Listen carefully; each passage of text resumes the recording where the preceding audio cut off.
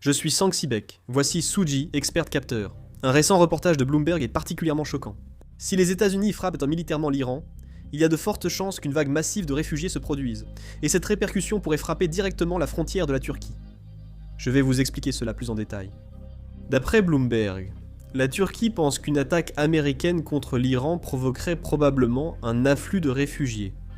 Elle envisage donc de créer de grands centres d'accueil près de la frontière iranienne, voire d'envoyer des troupes pour établir une zone tampon en Iran.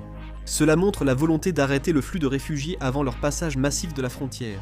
Actuellement, la Turquie a déjà l'expérience d'avoir accueilli des millions de réfugiés à cause de la guerre civile en Syrie, ce qui représente un fardeau social et économique considérable. Compte tenu de ce précédent, l'afflux de réfugiés en provenance d'Iran n'est certainement pas une question à prendre à la légère du point de vue d'Ankara.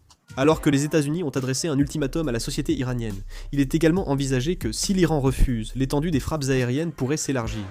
Si des installations militaires majeures et des sites liés au nucléaire sont frappés, cela pourrait entraîner simultanément une instabilité interne en Iran, l'effondrement des infrastructures, des pénuries d'électricité et de nourriture, ce qui risquerait fortement de provoquer des mouvements de population vers les frontières. Il va de soi que si la Turquie déploie des troupes à l'intérieur du territoire iranien pour bloquer le déplacement des réfugiés, cela pourrait soulever des controverses sur la violation de la souveraineté, et il ne serait pas exclu que cela entraîne des risques de confrontation avec le gouvernement iranien ou avec des forces armées iraniennes.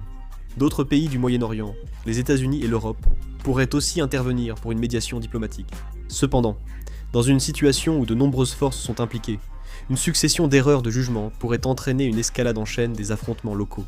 Même sans mouvement de troupes ni déploiement massif de la marine turque, le fait que ce scénario soit évoqué montre que le Moyen-Orient est déjà en phase de fortes tensions militaires. Selon l'évolution des décisions américaines, des réactions iraniennes et des actions turques, la situation au Moyen-Orient pourrait vite changer.